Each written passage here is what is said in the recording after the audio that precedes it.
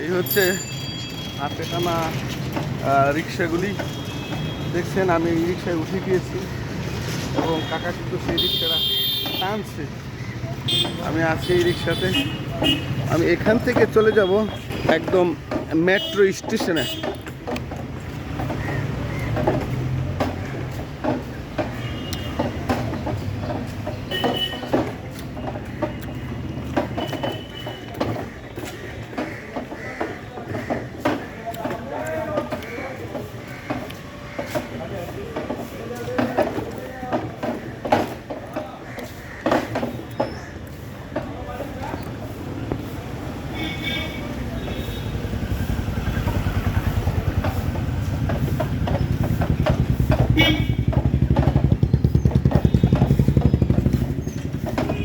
এখন বলে রাখা ভালো, এখন খুব সম্ভবত 7টা বা 7:30 বাজে।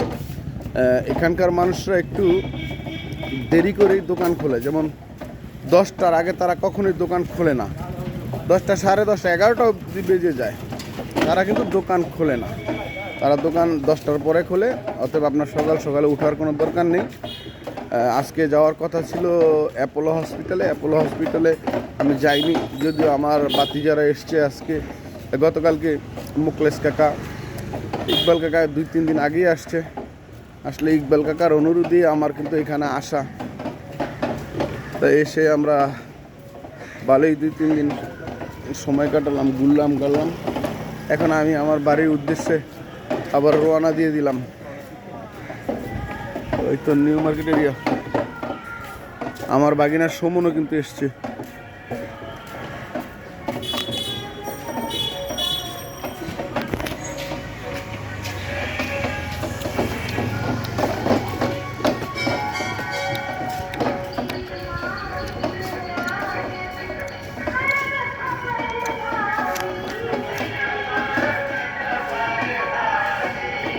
পূজা হচ্ছে।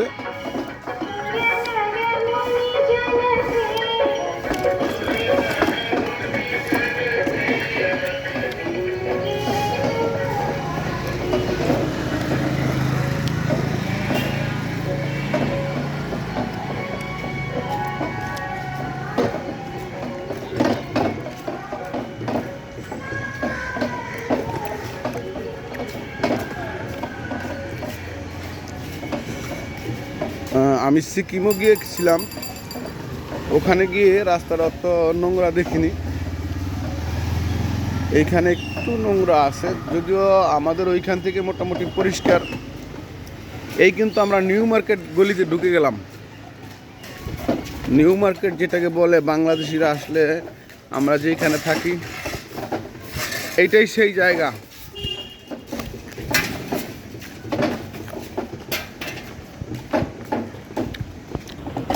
খুব সম্ভবত সোনিয়া গান্ধীর না ইন্দিরা গান্ধীর ছবিটা।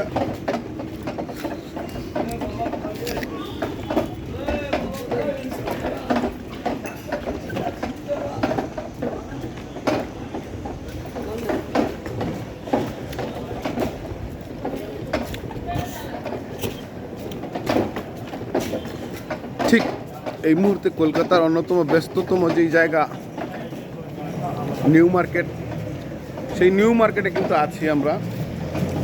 নিউ মার্কেটের সকালের অবস্থাটা একটু দেখুন। এই 2-3টা লোক ছাড়া আর কোনো লোকই কিন্তু এখানে নেই, পাওয়া যাবে না। এই সেই নিউ মার্কেট।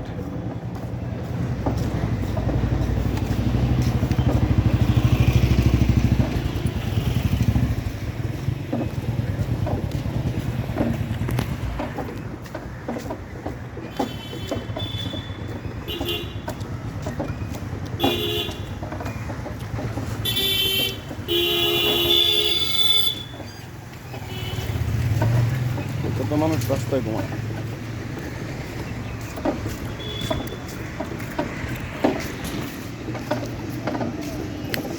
আমরা গ্রিস পার্কে যাচ্ছি, তাই তো কাকা?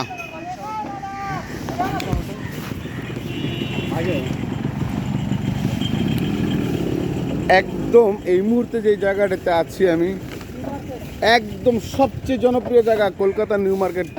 এই সেই জায়গাটি। এখানে আসলে সন্ধ্যার পরে আপনি জায়গাই পাবেন না।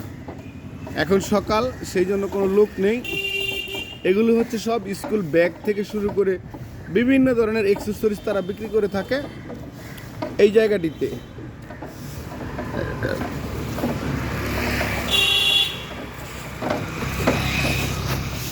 আপনারা দেখছেন। আর আমার সামনে ঠিক যেই ছোট বিল্ডিংটা আছে, এটা হচ্ছে ব্লুপ্রিন্ট ঔষধের দোকান। কলকাতার সবচেয়ে জনপ্রিয় এবং সবচেয়ে ব্যস্ততম ঔষধ দোকান কিন্তু বন্ধুরা এইটি আপনারা দেখছেন।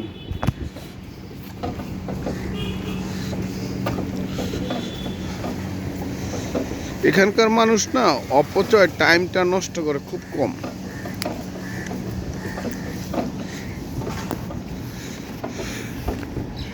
দেখুন আপনারা বন্ধুরা, একটু ওই তো স্পাইডারম্যান।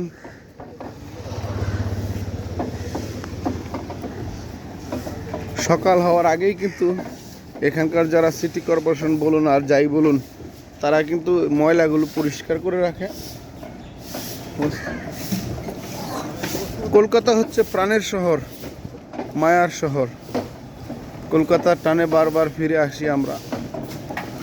আসলে এখানে আসলে ভালোবাসা পাওয়া যায়, যার কারণে মানুষ আসে, না হলে আসতো না। পুরনো, অনেক পুরনো শহর, সেই ব্রিটিশ আমলের শহর।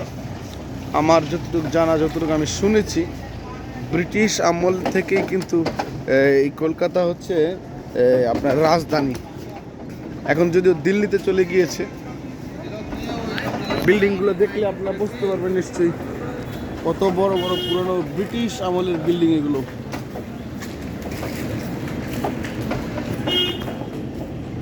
দেখুন একটু দোকান খুলে নিচ্ছে। আমার সামনে যেই লাল বিল্ডিংটা দেখছেন, কাকা এই বিল্ডিংটা কি কোনো আদালত টাদালত এই জাতীয় কিছু?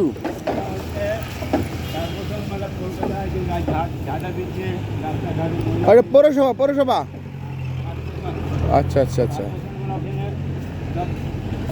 একটা জিনিস কিন্তু বন্ধুরা বলে রাখা ভালো, হ্যাঁ আচ্ছা আচ্ছা, কলকাতা পৌর সংস্থা, রাইট। কলকাতা পৌর সংস্থার বিল্ডিং হচ্ছে এটা। বিল্ডিংটার কালারটাই খুবই চমৎকার। আমি যেটা বলছিলাম, আপনারা ওই চাঁদনি চক এবং নিউ মার্কেট কিন্তু পাশাপাশি, খুবই পাশাপাশি, একদম কাছের।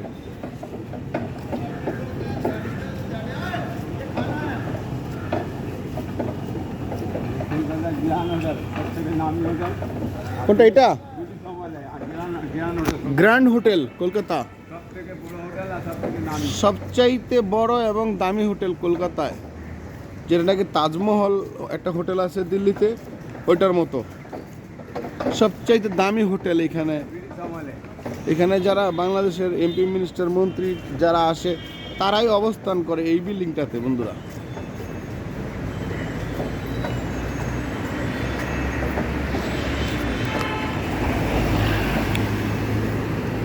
Grand hotel.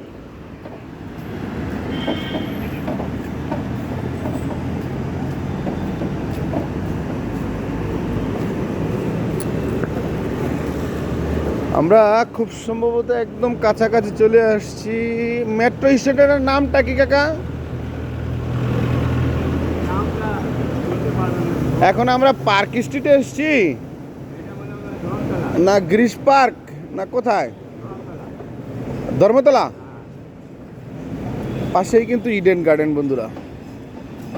ওই তো ইডেন গার্ডেনের বাতিগুলো পর্যন্ত দেখা যাচ্ছে।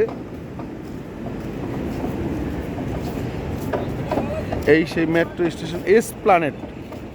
আমরা এসপ্ল্যানেডে চলে আসছি। ধন্যবাদ কাকাকে, অনেক খুব কষ্ট করে আমাকে নিয়ে আসলো। কাকা ভালো থাকবেন।